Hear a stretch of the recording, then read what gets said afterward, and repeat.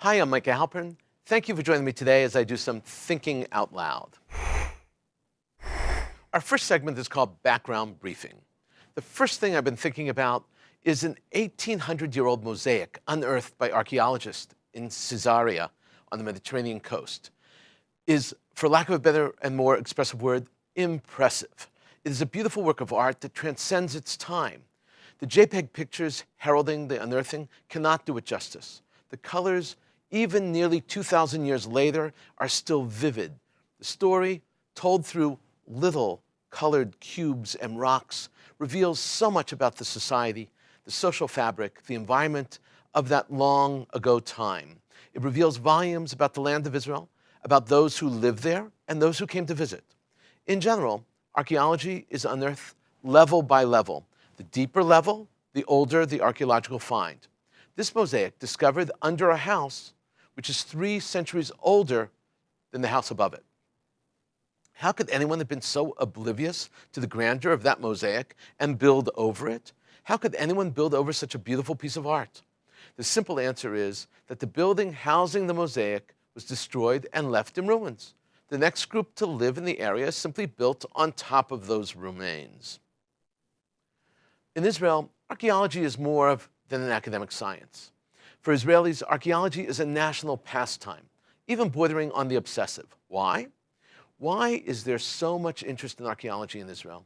The story about the mosaic ran in the news for days. It was on TV, on radio, and print, and still remains on websites. And this Caesarean find is not out of the ordinary. It's just one example of many. This level of interest would never happen in the United States, and it rarely happens in Europe. It doesn't even happen in other parts of the Middle East. There are businesses, certainly, that deal and trade in artifacts as art.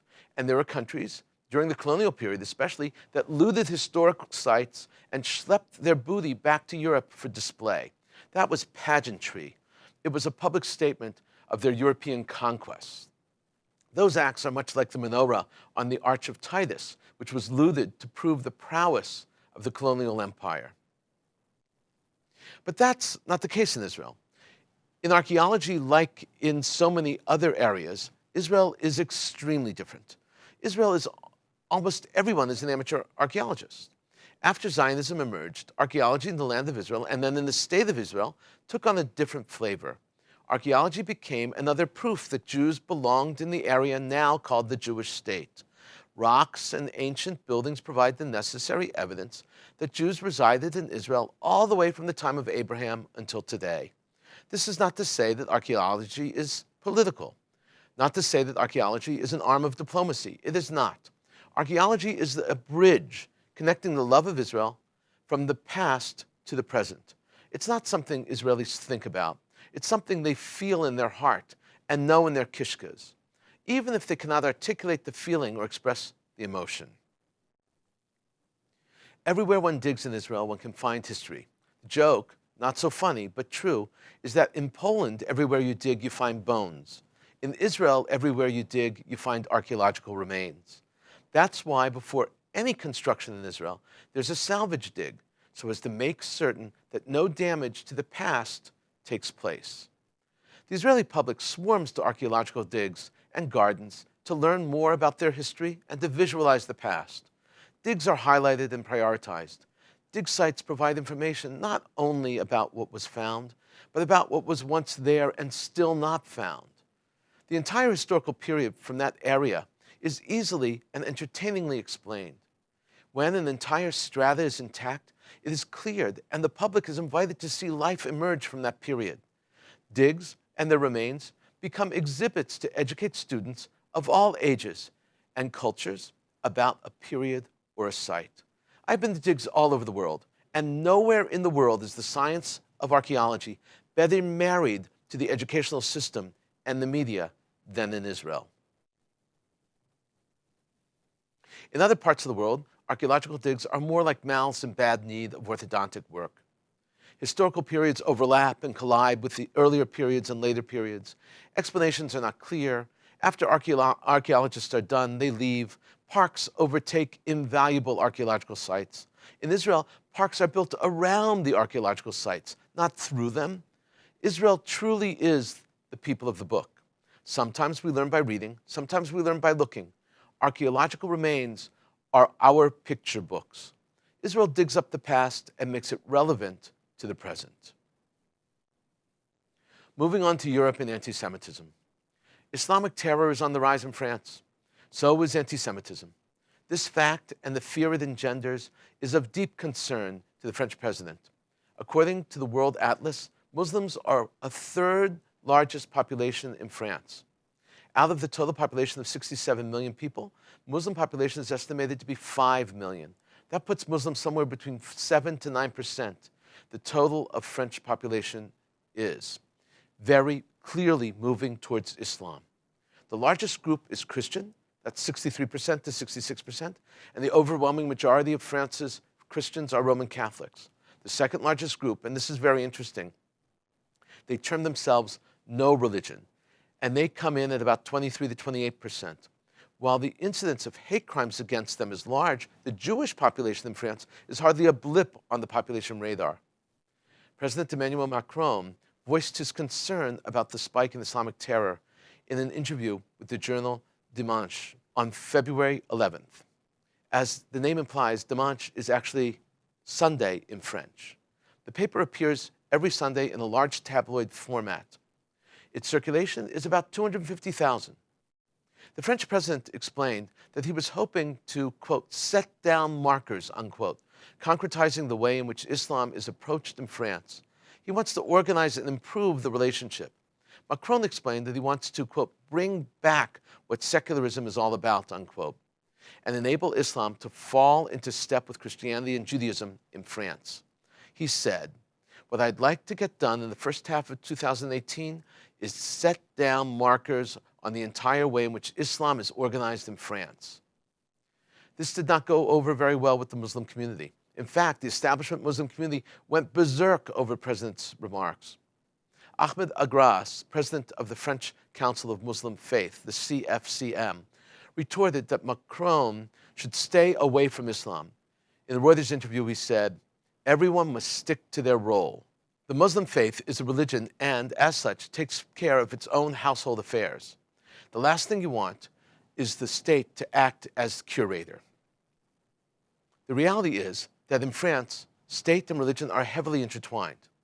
Clergy are paid by the state, taxes are collected, and tax money is dispensed based on the size of the registration logs of the community.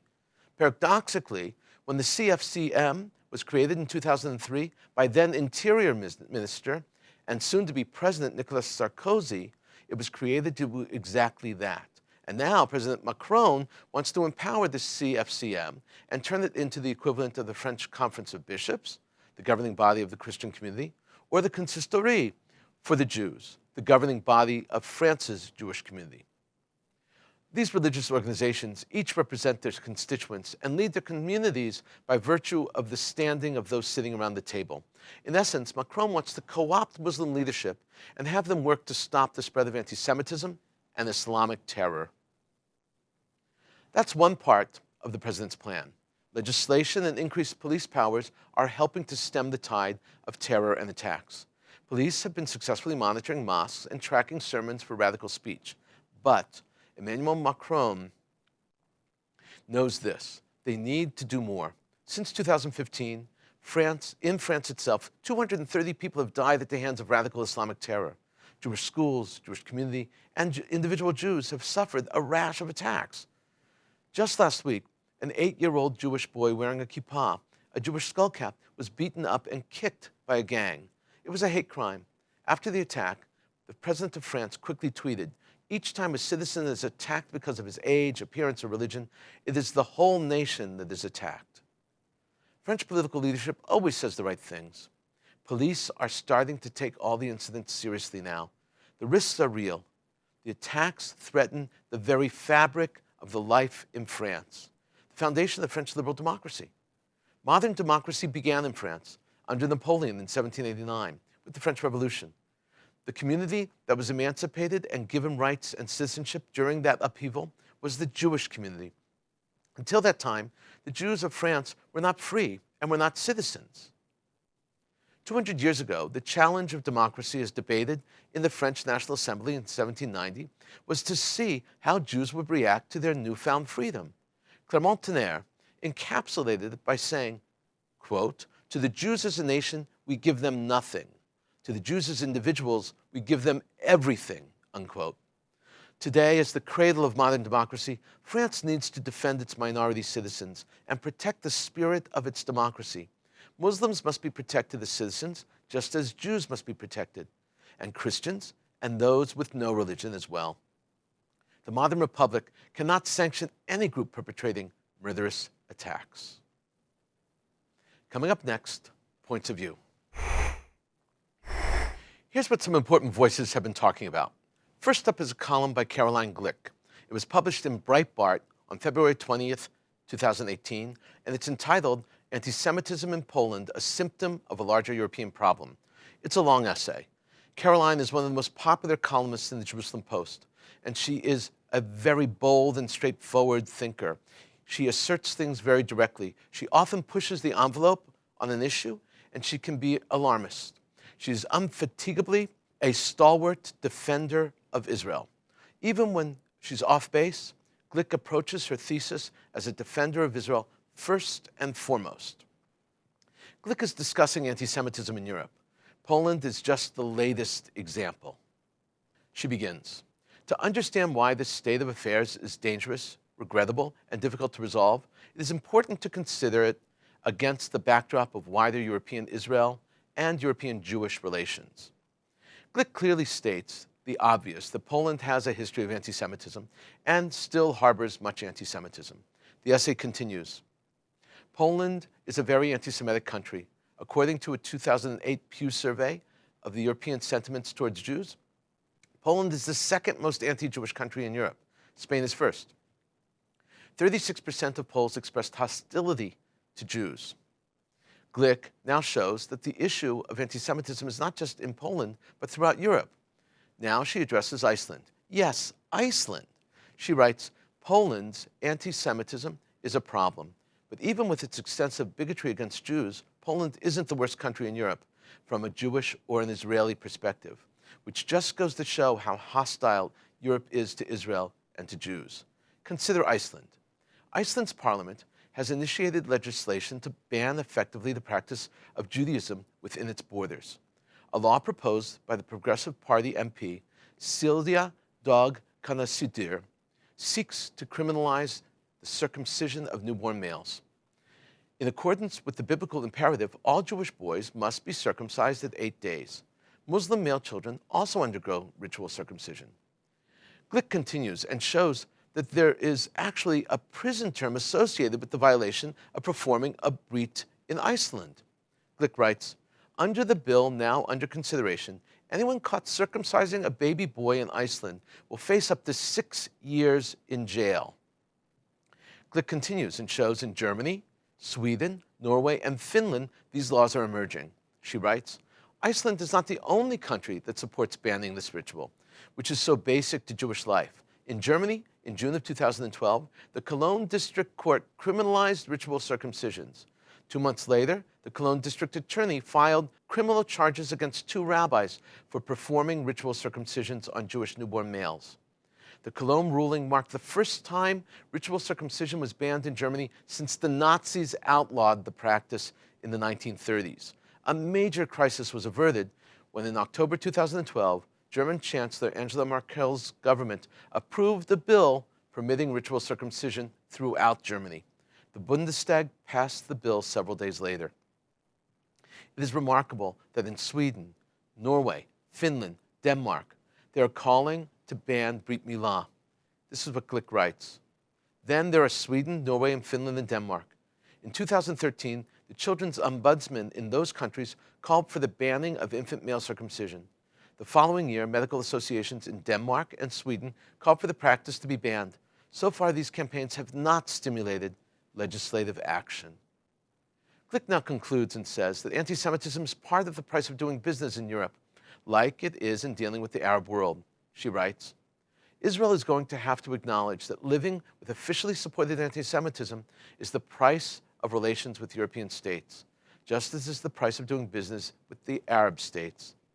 Part of this accommodation will involve backing off its efforts to change or abrogate the Polish law. For its part, the Polish government is going to have to restrain its anti-Jewish reflexes, at least publicly. To this end, the Polish government should avoid additional anti-Semitic and fraudulent remarks about the Holocaust and about Jews more generally. The world is often an unpleasant place. Europe in particular has never kicked its anti-Semitic habit. It isn't Israel's job to transform Europe. It is Israel's job to secure its interests. And when necessary to do so in cooperation with governments it doesn't like that have values it abhors. Second up is a very short snippet. It's brought to us courtesy of the Palestinian Media Watch, PMW, and I'm bringing it nearly verbatim. The PLO's main group, Fatah's Information and Culture Commission in Lebanon, recently published an op-ed by an author claiming that Shakespeare was accurate in his anti-Semitic description of the Jews as seen in his character Shylock from his play, The Merchant of Venice.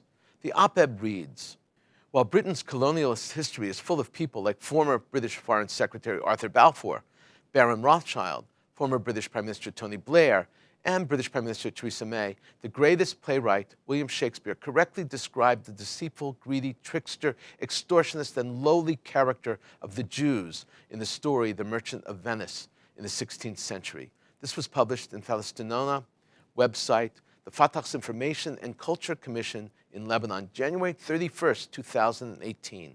This is simply outright racism, hatred, and anti-Semitism. Coming up, commentary through cartoons, where pictures tell the story.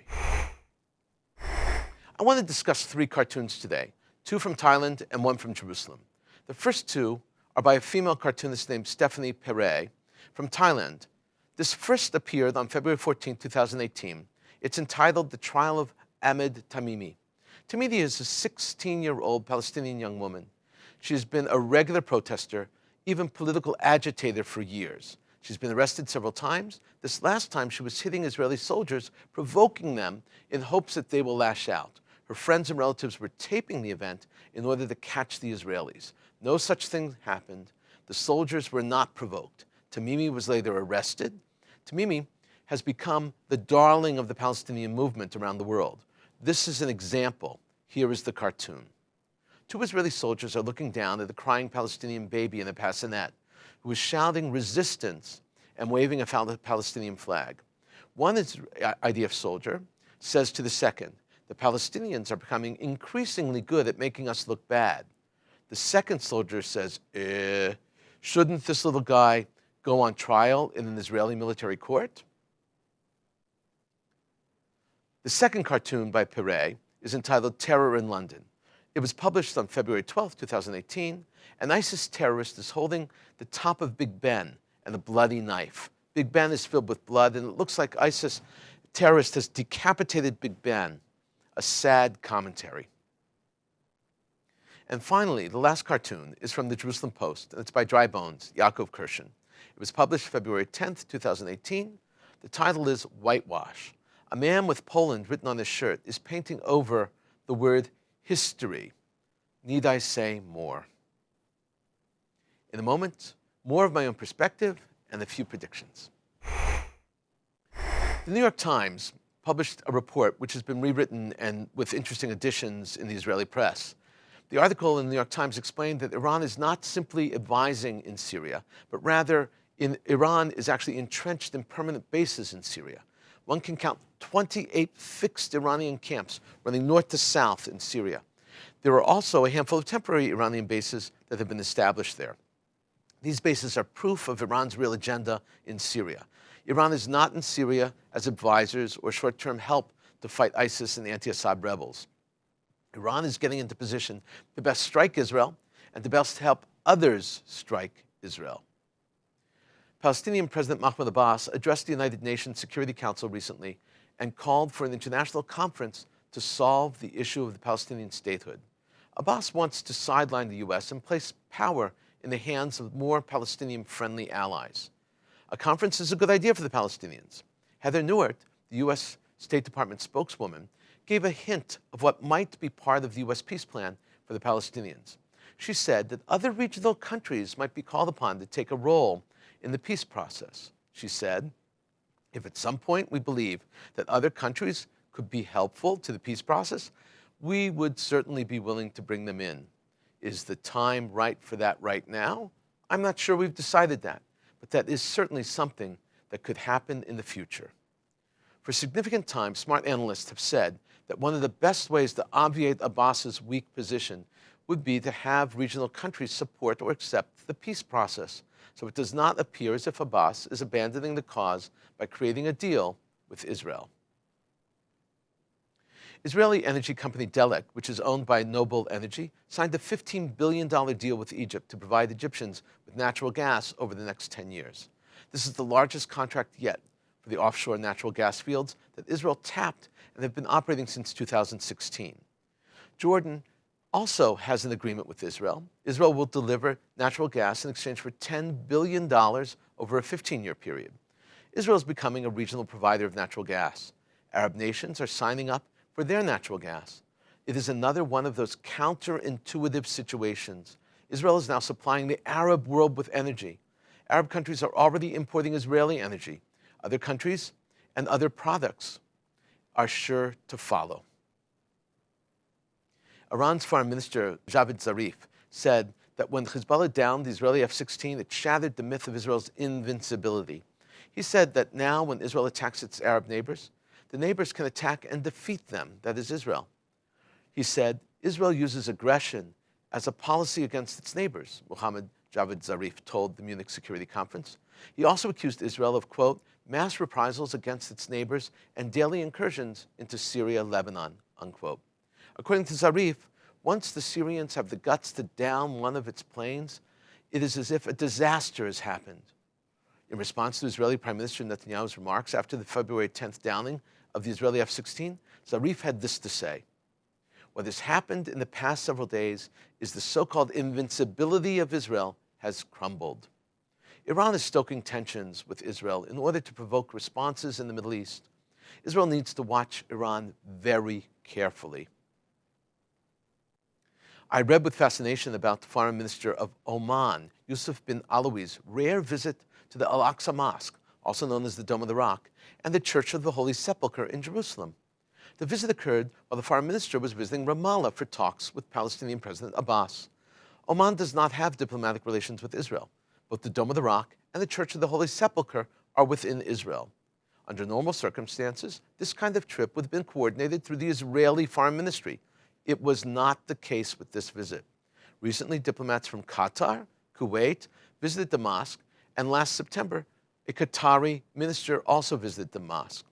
The head of the mosque, Omar al-Kiswani, told Reuters that the Omani's visit was, quote, important, especially after Trump's decision to support the steadfastness of the Palestinian people and to prove to the world that Arabs and Muslims stand with the Palestinians in the face of this decision, unquote. Visits to the mosque by Arab Muslim leaders will be worth monitoring. We've been thinking out loud about a lot today. Now that you know what I've been thinking, let me know what you're thinking. Email me at micah@jbstv.org. Tweet me at Micah Halpern. Tell me what you think. Before we end, let me leave you with one piquant piece of information. Did you know that the expression Brit Milah means the covenant of circumcision? Brit actually means covenant. Milah means circumcision. This term Milah does not mean word, as so many people might think. There are many homonyms in Hebrew. This is a perfect example of two words that sound the same but mean two very different things. In biblical Hebrew and in rabbinic Hebrew and in Aramaic, Milah refers to the act of circumcision. Interestingly, in English, we use the first word brit or bris to mean circumcision. The Milah is a biblical obligation very clearly stated in Genesis 17, verses 10 through 14. It is commanded of Abraham and all of his descendants. And this is the quote. This is my covenant which ye shall keep, between me and you and thy seed after thee. Every male among you shall be circumcised, and ye shall be circumcised in the flesh of your foreskin, and it shall be a token of a covenant betwixt me and you. And he that is 8 days old shall be circumcised among you, every male throughout your generations, he that is born in the house or bought with money of any foreigner. that is not of thy seed. He that is born in thy house, and he that is bought with thy money, must need be circumcised, and my covenant shall be in your flesh for an everlasting covenant. And the uncircumcised male who is not circumcised in the flesh of his foreskin, that soul shall be cut off from his people. He hath broken my covenant. Since the time of Abraham, Milah is a defining element of who was a Jewish male. It is not simply a circumcision. That is not enough. The circumcision is performed to mark the covenant.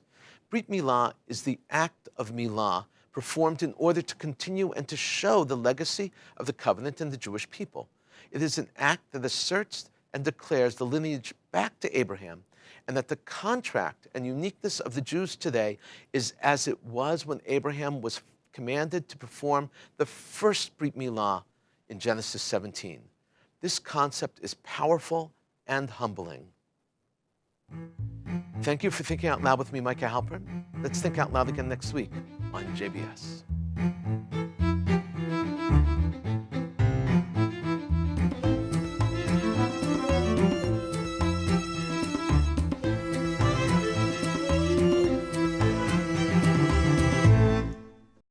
We would be pleased to send a complimentary DVD of this program to anyone who wishes to support JBS with a tax-deductible gift of $36, double high or more. Simply visit the JBS website at jbstv.org and click on the Donate button to make a donation by PayPal or your credit card. And please indicate the program for which you would like a DVD. Or you can send your tax-deductible check to JBS, P.O. Box 180, Riverdale Station, Bronx, New York, 10471. And again, please remember to indicate which program you would like to receive with our compliments. And we thank you for your kind support.